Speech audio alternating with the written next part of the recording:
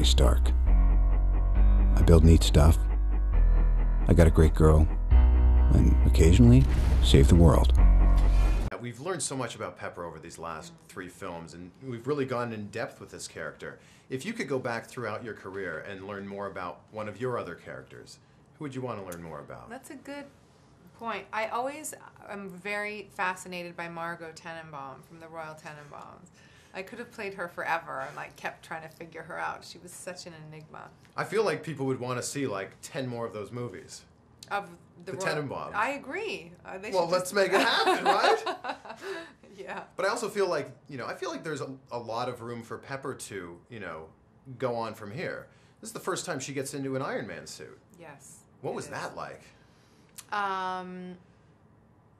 It was really cool. Like, it was very weird and kind of not what I've ever done in my life, and I really enjoyed it. I love doing the stunts, and I love shooting the bit where, in slow motion where the suit gets on her body. It was very fun. It was cool. Is there any point during these stunts when you're up there and you go, I probably shouldn't be doing this? There was a moment where I was hanging really, really high in the air, upside down, and I thought, like, I'm definitely earning my money today, It's like my old back is giving out and dying upside down, but it was fun. Well, I mean, you check the people's faces around you, if they're looking a little nervous, you're going, why is everybody looking nervous? I thought we were cool. But, we had a great stunt team, and I was really excited to be able to do as much as I could. They were really trying to ask me to do less, and I wanted to do more and more and more. But there were moments when you kind of step back and said, all right, I don't want to do this one. I mean, there were moments where I would show up and they would have shot something. I said, why didn't they roll it down? You can't do that. Because if you die, then we got to get another you, and we don't have that many of you lined up. No, I don't think there are that many other Don Cheadles around there. They just get somebody else, I'm sure. They just draw it in. Yeah, I guess so. You could have CG. played it. Yeah. I look that much like you. Yeah, you wouldn't even have to. They just paint my face on yours and you'd be fine. What are you going to do about these attacks? The whole world's gonna be watching. The question, where is Tony Stark? Things are different now. I have to protect the one thing that I can't live without. That's you. Your character has a lot of layers. Mm-hmm. That's fair to say, I guess? Oh, absolutely, yes. How would you describe the Mandarin? I'm not allowed to.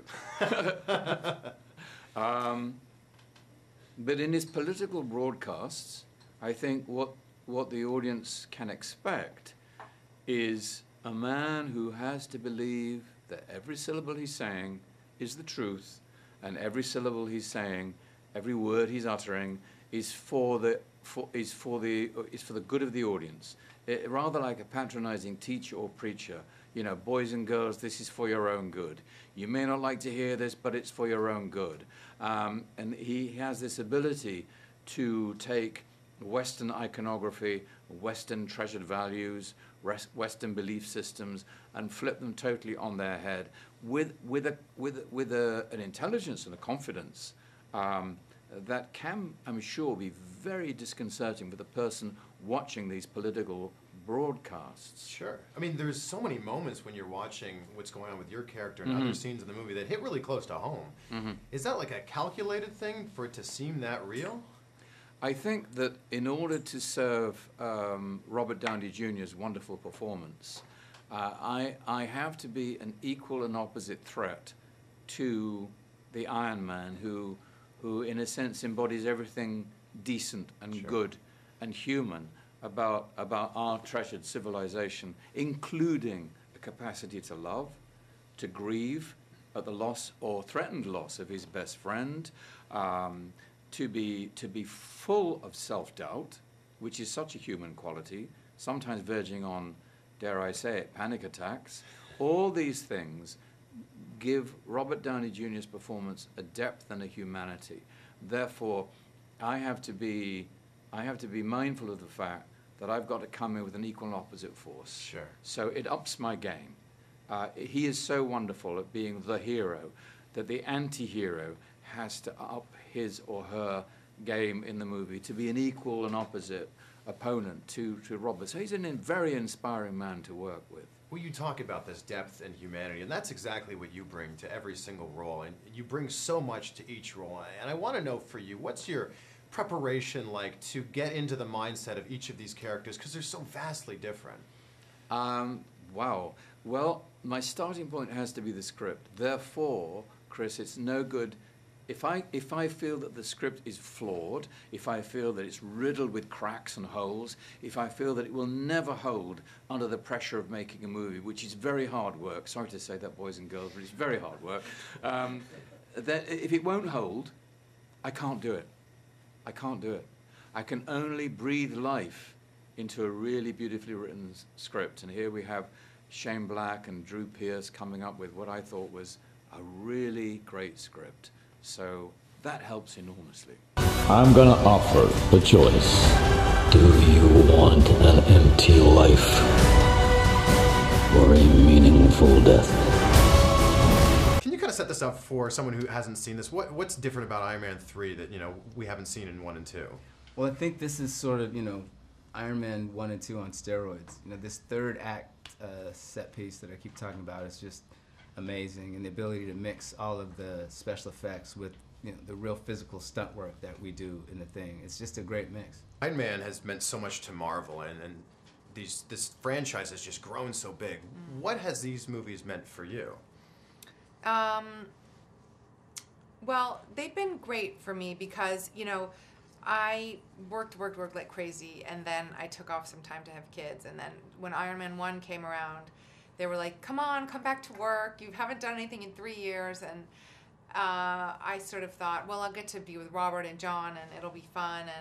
And it really was. And it's become this amazing job that I do every few years. And it's now become, you know, especially with the third one, like it's become a role that's actually really was interesting and great. And I was working with great people, and my kids adore that I'm in it, so it's worked out really well. You're not a man. You're nothing more than a maniac. I'm not afraid of you. No politics here. Just good old-fashioned revenge. It's a snappy-looking suit you've got. Thank you very much. I like your glasses. You're very well dressed, thank you. Very nice. Before we start, Guy, I need to say Memento, one of my favorite movies of all time. Oh, cheers. And I watched it for the first time in a film studies class as a freshman in university. Ah. And I mean, it just blew my mind. Yes, so. I've had a lot of film students coming up to me in the streets of New York or wherever going, oh, you've got to explain something to me. I mean, then you could stand there for hours trying to explain it because there's so much I know. in the movie. Well, listen, we all argued about it at the Venice Film Festival. We were sitting there with Chris Nolan and the producers and Joey Pants and myself still arguing about about to release the film, and we were still arguing about it, so yes. I don't know that anyone stands a chance. Similar with the Prestige, actually. Everyone's still arguing about the twist in that one as well. Do you think you would work with Chris again? Of course, yeah. Guy, your character has like, he has like these limitations at the start of the movie. He certainly overcomes them as the movie goes on. I want to know for both you guys as actors, has there been any large limitations that you guys have had to, you felt like you've had to overcome to be where you're at right now? Oh, just lacking in talent at times, you know, they're definitely... I'm speaking on Rebecca's part. Thank you. No, there are Thank you so definitely much. times when you you know, I think it's just that. I mean, that's the thing. That's ultimately the limitation is sometimes feeling like you don't quite get the role the way you want it to be, or you know, or whatever that. Because I don't ever feel like my imagination is a limitation, but you know, sometimes you just don't feel like you can execute. Match up to exactly yeah. what you imagine. Yeah. What do you think? I completely agree with that. Yeah, I mean, there are limitations to anything, but that's part of the fun is being aware of those limits and constantly trying to jump over them, you know, and sort of do the thing where you think, you know, I often think when I read a script, it's the roles where I go, I could never do that. Those are the ones that I want to do. But it's kind of, all right, I don't know how I'm going to do it. I know, because it hasn't worked out. It's a problem. Exactly. Stick within your whatever. Your realm, your abilities. My abilities. Yeah, just. Both of your characters. Career tips with Guy Pearce. That's right. Yeah. Don't do the hard things.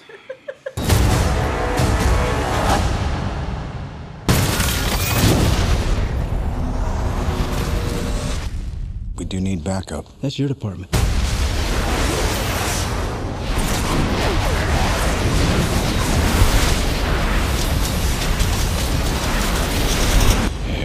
boys.